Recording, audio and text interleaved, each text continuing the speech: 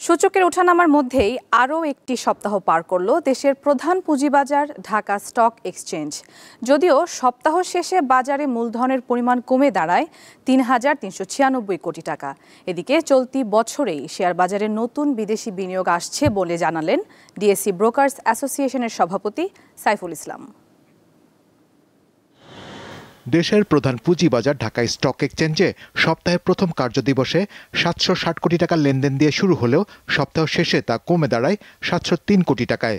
ফলে সপ্তাহ শেষে গড় লেনদেন গিয়ে ঠেকে ৬৮৮ কোটি টাকায়। এছাড়া সপ্তাহের শেষে মোট বাজার মূলধনের পরিমাণ কমে দাঁড়ায় ৩,৩৯৬ কোটি টাকায়। যদিও সূচকের ওঠানামার মধ্যে ঢাকা স্টক এক্সচেঞ্জ ডিএসসির এক্স সূচক সপ্তাহান্তে ৩৫ পয়েন্ট বেড়ে মোট সূচকের পরিমাণ দাঁড়ায় ৫,৩৫০ পয়েন্টে।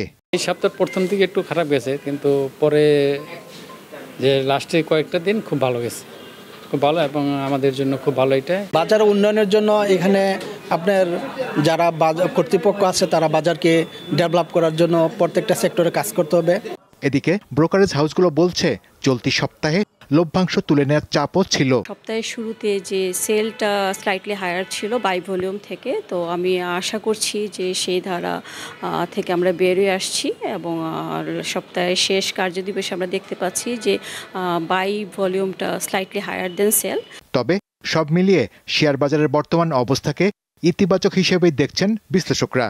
এছাড়া বছর শেষে বাজারে নতুন বিদেশি বিনিয়োগকারী আসবে বলেও জানিয়েছে ডিএসসি ব্রোকারেজ অ্যাসোসিয়েশন। আমরা আশা করছি আমরা এই বছর শেষের থেকে বা এই বছর থেকে আমরা হয়তো will see the result of the efforts that we have made and hopefully from 2026 will see a robust confidence of the foreign investors in our market. এদিকে বাজারে বিনিয়োগকারীদের দেখে শুনে বুঝে বিনিয়োগের পরামর্শ দিচ্ছেন বাজার বিশ্লেষকেরা। শাহরিয়ার ইমন, দীপ্ত সংবাদ, ঢাকা।